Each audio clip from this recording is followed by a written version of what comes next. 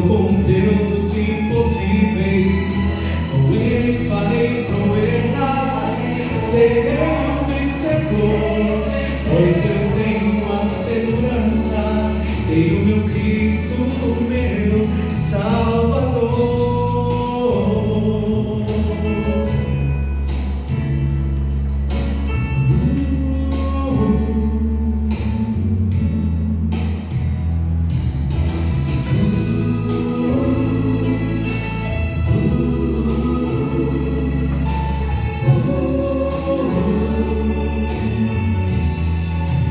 Quero em meu dia a dia fortalecer a minha fé e ser vitorioso como meu Jesus o é, para provar a humanidade que no céu existe um Deus intercedendo por todos nós e que em breve voltará.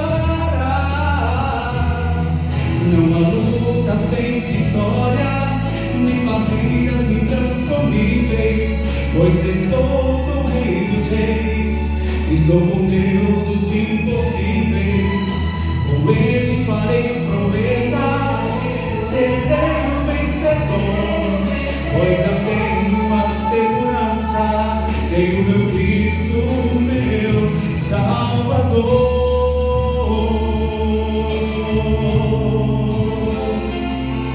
Mas às vezes nos vem uma maré de problemas, de Deus me afasta e perco a direção, que eu possa pouco a pouco retornar para a luz que me leva para o céu, laços firmes com Jesus.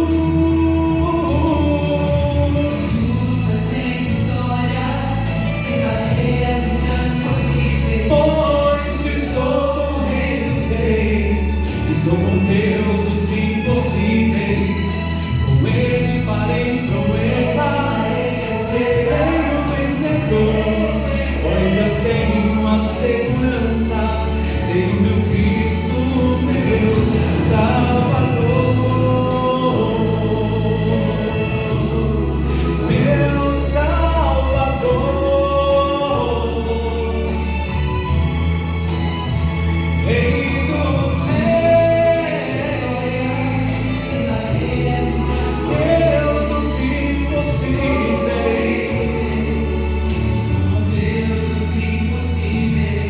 Não há luta sem vitória, nem barreiras intransponíveis, pois estou com o Rei dos Reis, estou com Deus dos impossíveis. Amém.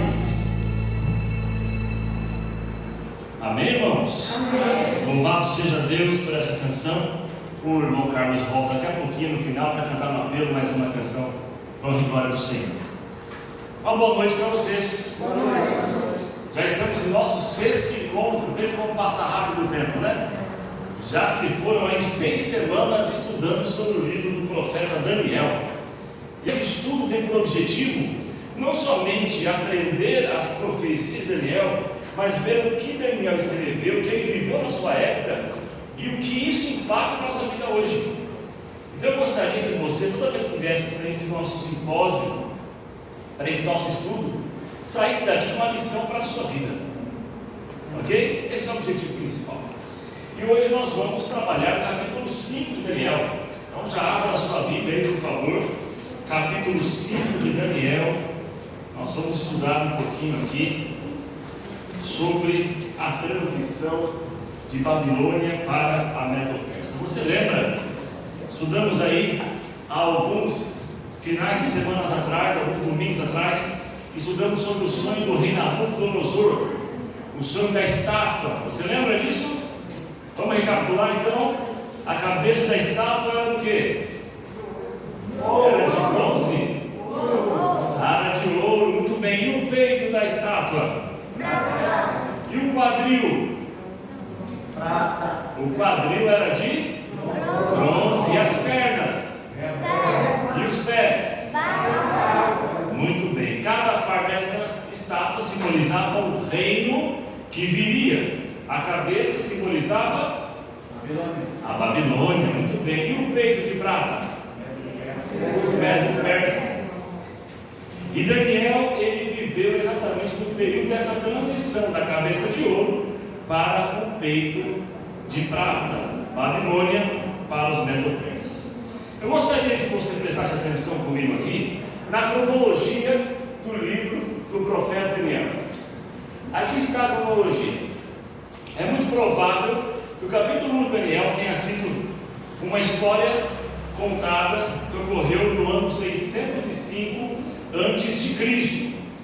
Esse ano foi o ano em que os babilônios invadiram pela primeira vez o povo de Judá e levaram uma parte da nação cativa.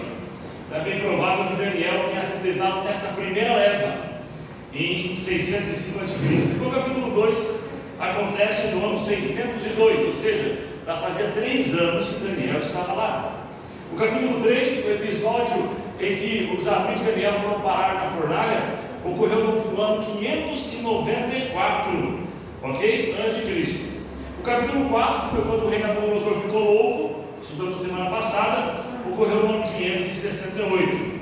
E o capítulo 5 acontece entre o ano 539 e o ano 535, ok? Então essa é a cronologia para você ter aí uma ideia de como tudo aconteceu. Interessante que Daniel ele chega como um adolescente, né? Um jovem, e ele vive quase 70 anos lá dentro desse contexto da Babilônia, esse contexto das transições. O povo de Deus teve 3 grandes cativeiros. O primeiro deles foi o cativeiro egípcio, que ocorreu lá no livro do Gênesis, né? O povo ele entrou como convidado, mas acabou ficando 400 anos lá dentro, e no livro do Êxodo eles são libertos por Moisés. Existe também na Bíblia o cativeiro assírio, que é o cativeiro do povo de Israel. Logo depois que Salomão morreu, o reino se dividiu. De um lado, o reino do norte, ficaram 10 tribos, conhecidos como Israel, e no sul, o reino de 2 tribos, o reino de Judá. Esse reino do norte, ele teve sua força até o ano 722 a.C., que foi quando os assírios então destruíram a Samaria, destruíram o povo de Israel. Então o povo de Judá conseguiu viver por mais tempo, até que no ano 586 então eles foram também destruídos, ok? Esses 3 cativeiros foram uma grande dureza e tristeza do povo de Israel. O povo de Deus não foi criado para ser cativo. O povo de Deus foi criado para ser livre. Acontece que o povo se corrompeu, e a profecia dizia que se o povo não se voltasse para o Senhor, Deus permitiria que, como quebra da aliança, viesse então uma nação pagã e levasse o povo cativo. Então isso aconteceu na Bíblia como um juízo de Deus para com o seu povo. E nós vimos na semana passada que o juiz de Deus, ele vem para trazer graça. Deus então permitiu que viesse o juízo, o povo fosse levado cativo, que o templo fosse destruído, para que o povo se arrependesse dos seus pecados. Então, antes da Babilônia chegar, o profeta Jeremias já havia previsto o que aconteceria. Ele diz assim, acompanha o texto aí na sua Bíblia, Jeremias capítulo 25, verso 11: toda esta terra virá a ser um deserto, eu me espanto, essas nações servirão ao rei da Babilônia por 70 anos. Então a profecia dizia que a Babilônia viria e durante 70 anos oprimiria o povo de Israel. Durante 70 anos Judá seria uma terra destruída, uma terra de deserto e espanto.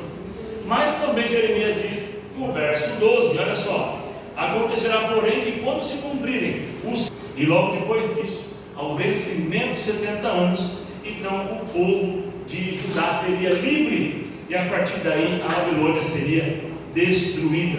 Isaías também fala sobre isso no capítulo 45, verso 1, ele diz assim: assim diz o Senhor ao seu ungido, a Ciro. Note que Ciro ele é o imperador dos Medo-Persas. Quando Isaías escreveu isso, por volta do ano 700 a.C., Ciro sequer havia nascido. Mas como é a revelação divina, Deus mostra que Deus usaria um homem chamado Ciro, a quem a Bíblia diz: tomo pela mão direita, para abater as nações ante sua face, e para descingir os lombos dos reis, e para abrir diante deles as portas que não se fecharão. Isaías diz mais, no capítulo 44, verso 27 e 28, que digo à profundeza das águas: seca-te, e eu secarei os teus rios. Que digo de Ciro: ele é o meu pastor, e cumprirá tudo o que me apraz. Que digo também de Jerusalém: será edificada, e do templo será fundada. Então aqui, Deus está mostrando através do profeta Isaías, que viveu cerca de 200 anos antes da vinda do rei Ciro, como é que a Babilônia seria destruída. Aqui fala então de um rio seco e um rei que vence. No caso aqui o nome do rei é o rei Ciro. Então, como eu já disse aqui, a Babilônia invadiu o povo de Judá por 3 vezes. A primeira vez foi no ano 605 a.C., que foi quando Daniel foi levado. Depois, no ano 597, onde uma outra leva também foi levada para a Babilônia, e por final, no ano 586, que foi quando destruíram o templo de Salomão. Foi nesse ano. Então, aqui nesse ano é a última invasão. A Bíblia então nos apresenta o contexto dos 70 anos, 606/605, que é quando houve a primeira invasão, e a invasão dos Medo-Persas contra a Babilônia no ano 536/535. Então, os 70 anos estipulados por Deus, eles foram concretos, eles foram reais, e a profecia se cumpriu exatamente no capítulo 5 de Daniel. Então abra sua Bíblia aí e nós vamos ver como que se cumpre esta profecia. Vamos ver aqui o verso 1, que diz assim: o rei Belsazar deu um grande banquete a 1000 dos seus grandes e bebeu vinho na presença dos 1000. Então nós estamos vendo aqui que em determinado dia o rei Belsazar, que era neto de Nabucodonosor, ok? Percebe que se passaram 70 anos, desde aquela história ali, que Daniel foi levado e ficou na presença do rei, e não comeu das iguarias do rei. 70 anos se passaram. Nesses 70 anos, como eu já mostrei para vocês, houve aí o sonho de Daniel, o sonho de Nabucodonosor, houve também a estátua que ele ergueu, que levou aqueles jovens até a fornalha ardente, houve a loucura do rei, ou seja, muitas coisas aconteceram. E Belsazar, o neto, já não mais temia a Deus como Nabucodonosor temeu. E a Bíblia diz então que ele fez uma festa. E no verso 2, fala mais detalhes desta festa. Diz assim: enquanto Belsazar bebia e apreciava o vinho, ou seja, era uma festa regada a bebedeira, regada a vinho, mandou trazer os utensílios de ouro, de prata, que Nabucodonosor, seu pai, quer dizer aqui o seu avô, que é da mesma linhagem, né? Tiraram do templo, lá do templo de Judá, que estava em Jerusalém, para que neles bebessem o rei e os seus grandes, e as suas mulheres e concubinas. Olha só, a festa se tornou uma orgia. O rei então estava totalmente embriagado, e ele quis então declarar a sua zombaria contra o Deus de Israel. Então ele mandou trazer os utensílios do templo, os utensílios sagrados do templo, ele mandou trazer para zombar e para beber vinho, usando os utensílios do templo que Nabucodonosor havia trazido quando investiu contra o povo de Judá. Ou seja, esse homem não tinha temor nenhum a Deus, temor nenhum ao Deus que revelou para o seu avô o conteúdo da história. Não tinha temor nenhum ao Deus que o seu avô, o rei Nabucodonosor, havia declarado como Deus grande e soberano. Verso 3 diz, abra sua Bíblia, leia: então trouxeram os utensílios de ouro que foram tirados do templo da casa de Deus e que estavam em Jerusalém, e beberam neles o rei, os seus grandes, suas mulheres e sua concubina. Verso 4 diz assim: beberam o vinho e deram louvores aos deuses de ouro, de prata, de bronze, de ferro, de madeira, de pedra. Aqui nós estamos vendo, queridos, que o sonho que Nabucodonosor teve no capítulo 2, daquela estátua com aquele metal que se desvalorizava, era muito comum para a cultura babilônica. Pode ver aqui que os deuses que eles adoram eram os deuses que eram feitos dos materiais da estátua de Daniel capítulo 2. Reis ou deuses de ouro, deuses de prata, deuses de bronze, deuses de ferro, de madeira e de pedra. Então, ou seja, esse homem estava claramente zombando do Deus Altíssimo e prestando culto aos seus falsos deuses, prestando idolatria. E a Bíblia diz então, vale ressaltar, né? A Bíblia diz em outro momento que de Deus não se zomba, não é mesmo? Você conhece a história. E a Bíblia diz que no mesmo instante que esse homem zombava de Deus, que esse homem se embriagava em uma festa profana, Deus faz cumprir o seu juízo e a sua profecia. Daniel capítulo 5, verso 5 e verso 6 diz assim: no mesmo instante apareceram uns dedos de mão de homem e escreviam de fronte do candeeiro na caiadura da parede do palácio real, e o rei via os dedos que estavam escrevendo. Então se mudou o semblante do rei e os seus pensamentos o turbaram, as juntas dos seus lombos se relaxaram e os seus joelhos batiam no outro. Ou seja, esse homem começou a tremer porque estava vendo uma mão de forma extraordinária, uma mão sem auxílio humano, escrever nas paredes. Vamos ler aqui o que diz o verso 7 na sua Bíblia, leia. O rei ordenou em voz alta que se introduzissem os encantadores, os caldeus, os feiticeiros.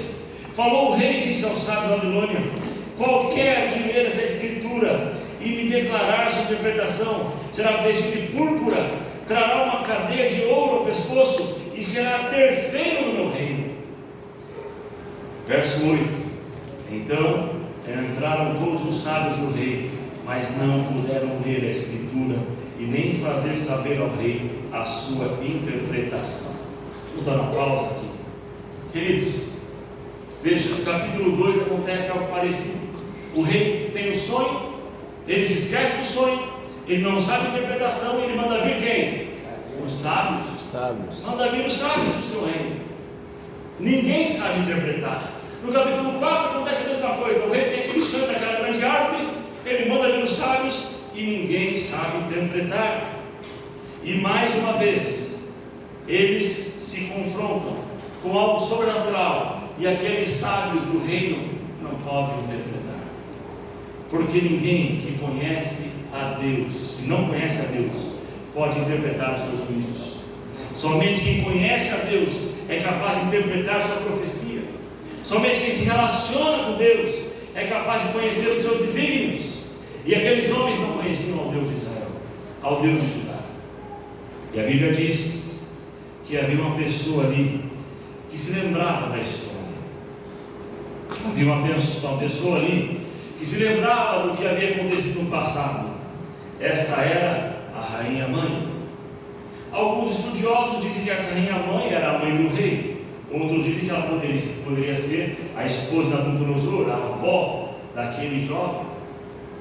O fato é que essa mulher, sendo a mãe ou a avó, se lembrou de algo que aquele rei não se lembrava mais. Versos 10 e 11, olha o que diz a Bíblia. A rainha mãe, por causa do que havia acontecido ao rei e aos seus grandes, entrou na casa do banquete e disse: ó rei, vive eternamente, não se turbe os teus pensamentos, nem mude o teu semblante. Há no teu reino um homem que tem o espírito dos deuses santos. Nos dias do teu pai se achou nele luz, inteligência, sabedoria, como a sabedoria dos deuses. Teu pai, o rei Nabucodonosor, sim, teu pai, ó rei, o constituiu o chefe dos magos, dos encantadores, dos caldeus e dos feiticeiros. Então ela se lembra aqui de que havia um homem que no passado havia interpretado os sonhos do rei, havia interpretado de acordo com a vontade de Deus, e então este homem é introduzido na presença do rei. Este homem se chama Daniel. Daniel. Vamos ver no verso 13. Veja o que diz a sua Bíblia. Então Daniel foi introduzido à presença do rei. Falou o rei e disse a Daniel: És tu aquele Daniel dos cativos de Judá, que o rei meu pai trouxe de Judá? Tenho ouvido dizer a teu respeito que o Espírito dos Deus está em ti, e que em ti se acham luz, inteligência e excelente sabedoria. Acabam de ser introduzidos à minha presença os sábios, os encantadores, para lerem essa escritura, e me fizeram saber a sua interpretação, mas não puderam dar a interpretação destas palavras. Eu, porém, tenho ouvido dizer que ti podes dar interpretações e solucionar casos difíceis. Agora, se puderes ler a escritura e fazer-me a saber sua interpretação, serás vestido de púrpura, terás cadeia de ouro no pescoço e serás o terceiro no reino. Ele propôs para que Daniel, o nosso herói desses últimos domingos que estamos estudando, interpretasse e fosse recompensado por isso. Mas veja a resposta de Daniel, verso 17: os teus presentes fiquem contigo, e dá os teus prêmios a outros. Todavia, lerei ao rei a escritura e lhe farei saber a interpretação. E agora você vai ver por que ele é capaz de interpretar a escritura, porque ele interpretou os sonhos. Não é porque ele era alguém diferente, cheio de dons, é porque ele era uma pessoa que se relacionava com Deus. Eu e você estudamos sobre isso. Ele resolveu não se contaminar, e durante todos 70 anos ele viveu uma experiência íntima com Deus. E por isso ele diz as palavras do verso 18: ó rei, diz o texto, Deus o Altíssimo deu a Nabucodonosor teu pai o rei de grandeza, glória e majestade, por causa da grandeza que ele te deu, ou que ele deu. Povos, nações e homens de todas as línguas tremiam e tremiam diante dele. Matava a quem queria e a quem queria deixava com vida. A quem queria exaltava e a quem queria batia. Quando, porém, seu coração se elevou e o seu espírito se tornou soberbo e arrogante, foi derrubado do seu trono real e passou dele a glória. Aqui, o nosso profeta Daniel está fazendo uma referência ao capítulo 4, onde o rei é ali então transformado em uma fera, como você leu comigo e estudou a semana passada. Verso 22, ele diz assim: tu, Belsazar, que é seu filho, não humilhaste o teu coração, ainda que sabias tudo isso. Ou seja, o rei Belsazar sabia dos sonhos, sabia da história, sabia de tudo o que o seu avô havia vivido. Ele conhecia o Deus verdadeiro, mas ele se rebelou. Esta foi a questão. Ele se rebelou contra Deus, quis humilhar a Deus.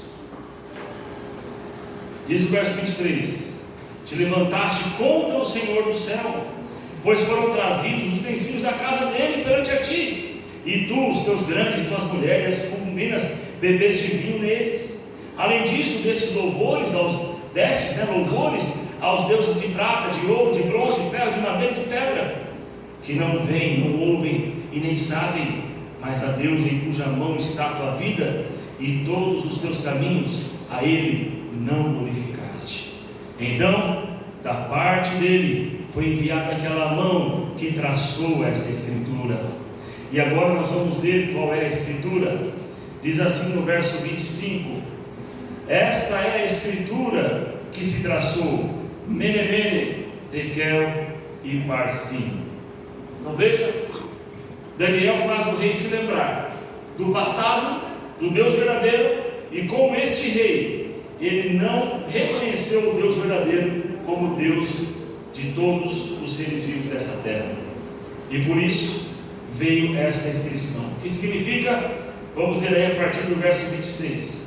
Aqui está a interpretação. Nele contou Deus o teu reino e deu cabo dele.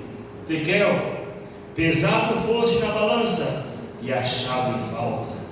Pérez, dividido, ou seja, julgado foi o teu reino e dado aos medo-persas. Aí o verso 29 diz assim: então mandou Belsazar que vestissem a Daniel de púrpura e lhe pusessem cadeia de ouro no pescoço e proclamassem que passaria a ser o terceiro no governo do seu reino. Mas naquela mesma noite foi morto Belsazar, rei dos caldeus.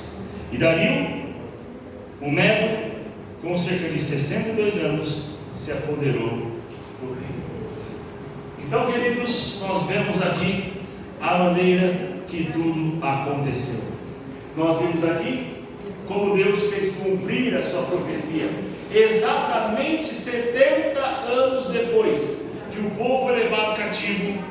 Deus fez com que a Babilônia se tornasse então um lugar desértico, porque havia sido destruída e vencida pelos medo-persas. Como foi a vitória dos medo-persas? Você lembra? Nós vimos lá em Isaías que o rio se secaria, e foi exatamente o que aconteceu. O rio Eufrates, que alimentava a Babilônia, que tornava a Babilônia rica, que regava os jardins suspensos, ele foi desviado do seu leito, ou seja, ele secou, e pelo desvio do leito é que entrou o exército dos medo-persas que invadiram a Babilônia e destruíram o império do rei Belsazar, o matando e o derrotando naquela noite. A história nos conta isso através desse artefato arqueológico encontrado por volta do ano de 1940. Esse artefato conta a história de como Ciro, lembra o que disse ali? Isaías, Ciro, que aqui é traduzido por Dario, é a mesma pessoa, como ele venceu a batalha. Esse cilindro de Ciro, conta com os seus caracteres a história de como eles desviaram o leito, invadiram a Babilônia e venceram esta guerra, se tornando a nação mais importante de sua época. Queridos, o juízo de Deus chegou naquela noite para a Babilônia e para aquele rei. E a pergunta vem: como essa história se relaciona com a gente? Lembra que eu disse para você? Toda vez que nós estudarmos o texto de Daniel, temos que trazer para os nossos dias. Como essa história se relaciona conosco?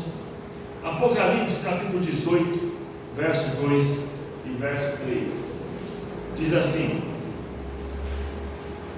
então exclamou com potente voz, dizendo: caiu, caiu a grande Babilônia, e se tornou morada de demônios, coouviu toda espécie de espírito imundo e esconderijo, de todo gênero de ave imunda e detestável, pois todas as nações têm bebido do vinho do furor da sua prostituição. Caiu, caiu a grande Babilônia. Quando João escreve isso em Apocalipse 18, ele tem em mente exatamente o que acontece no capítulo 5. No capítulo 5, caiu a Babilônia, aquela nação que havia derrotado os judeus, que dominava o mundo, ela caiu perante os medo-persas.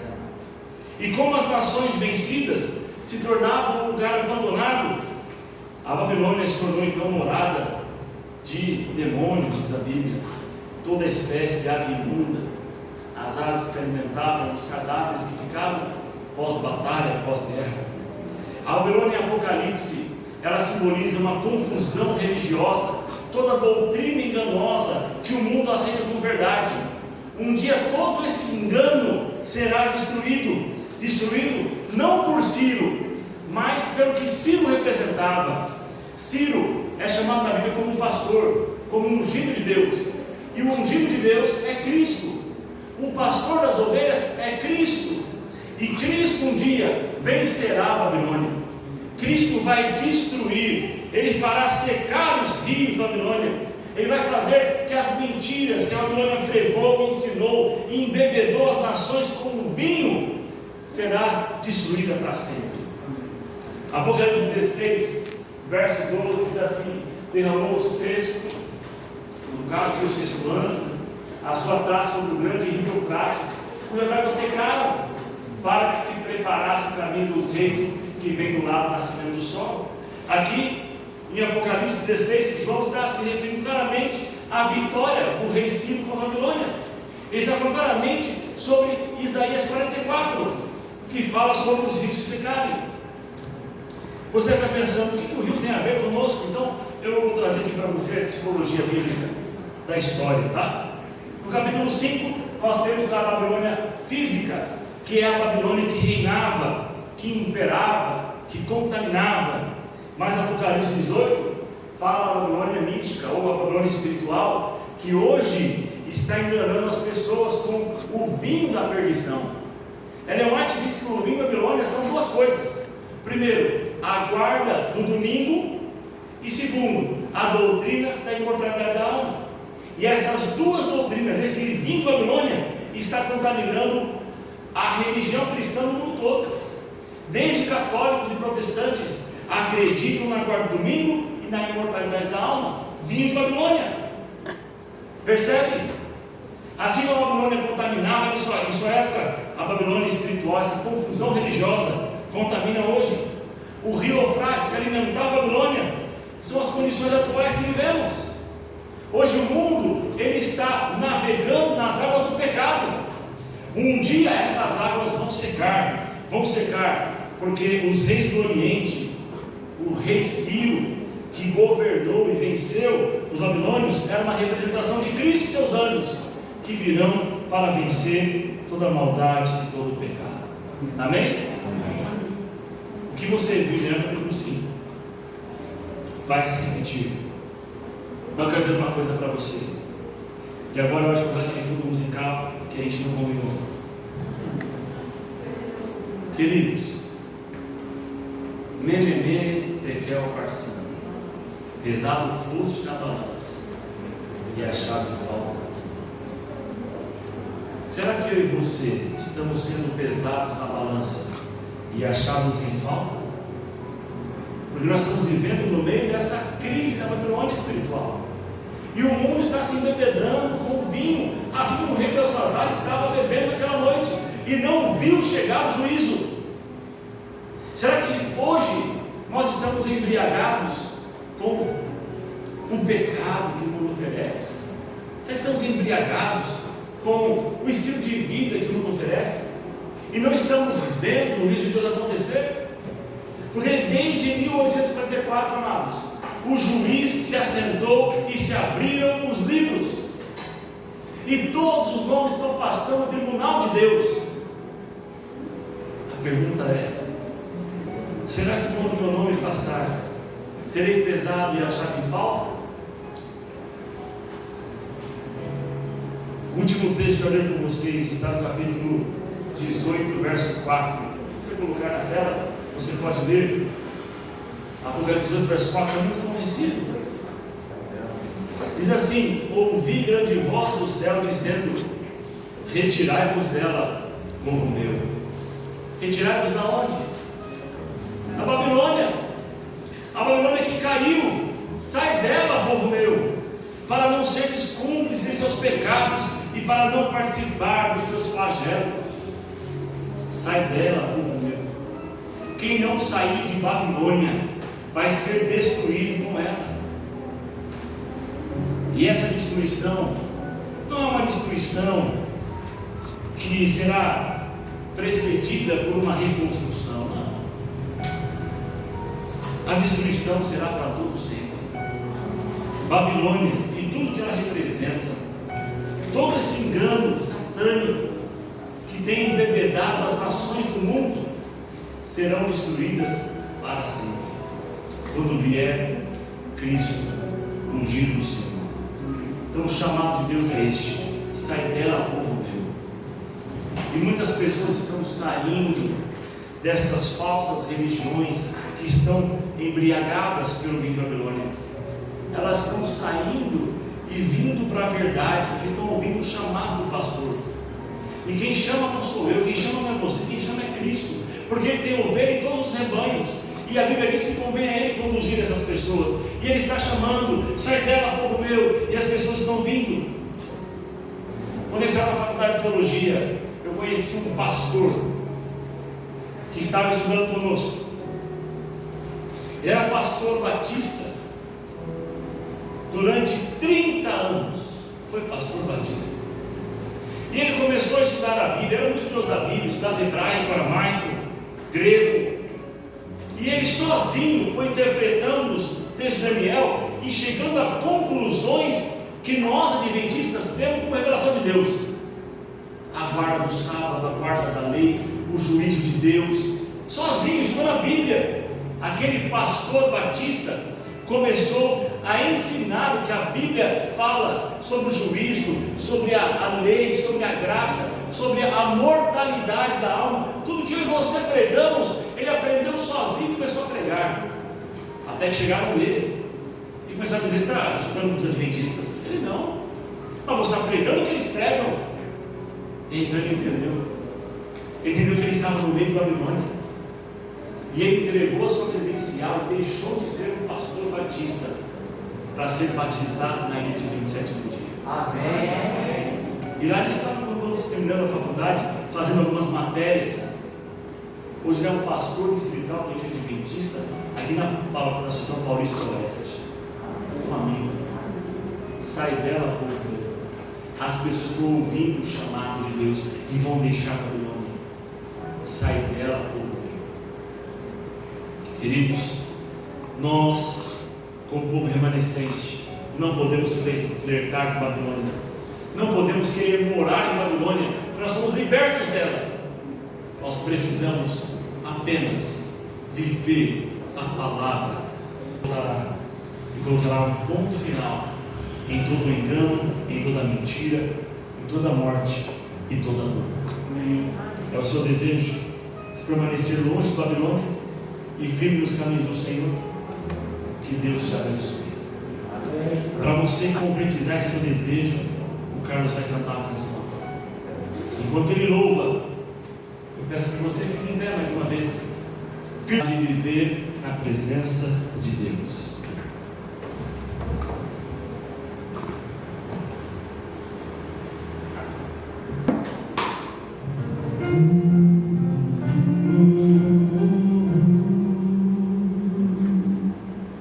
Tudo gastou, a esperança acabou, não lhe resta mais futuro, o presente errou. Mas alguém me falou de Jesus o Senhor, e ouvir é o bastante do milagre do amor. Foi assim que Cristo curou almas perdidas, fez o céu se mover pra sarar suas feridas. Quem espera ver o céu se abrir, apenas quando o mundo acabar, pode não reconhecer o Senhor, se o milagre hoje não experimentar, pois o céu se abre agora e para quem quiser,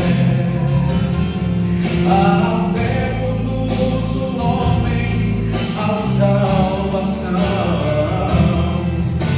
Ainda que morra, salvo estará, pois na mão de Cristo entrega o coração. Impossíveis questões que superam a razão, não se pode explicar ou chegar à solução. Necessitam de Deus, impossíveis ações, como abrir o mar vermelho e da saliva da visão. Não se pode entender nada.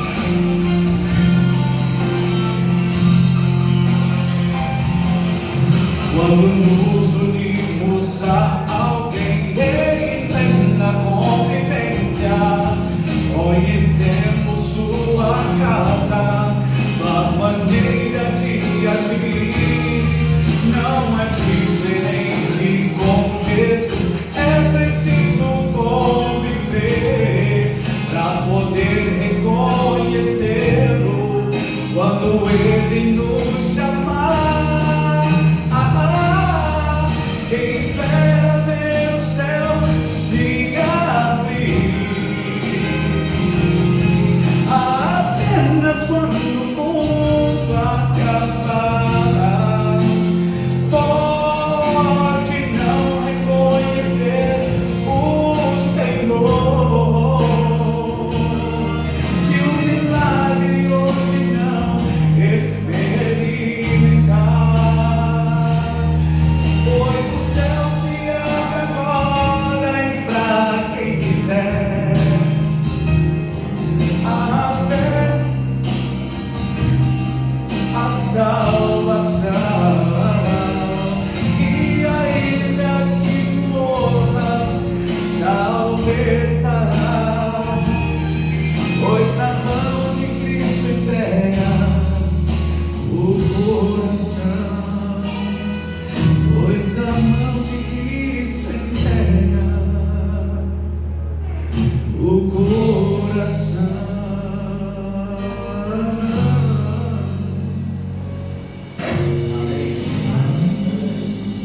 Louvado seja Deus. Oremos. Nosso Pai, nosso Rei, nesta noite queremos entregar nossa vida e coração a Ti. Pedimos que o Senhor, mas sim que nós possamos nos manter firmes na verdade, pois somos libertos do cativeiro babilônico espiritual. Estamos seguros na Tua palavra, na Tua promessa, e nós esperamos que Jesus volte logo a colocar um ponto final e destruir a Babilônia que tem feito embebedar as nações deste mundo. Por favor, que venha Cristo nos salvar, que venha Cristo nos levar para a eternidade. Amém. Perdoe os nossos pecados, Senhor. Temos uma semana diante de nós e nada sabemos, mas uma coisa temos certeza, que o Senhor nos acompanhará. Porque o Senhor é Deus poderoso. Assim como esteve com os jovens naquela fornalha ardente, estará conosco. Assim como esteve com Daniel, quando a Babilônia caiu e o preservou, o Senhor nos preservará. Nos dê uma semana de vitória em nome de Jesus. Amém.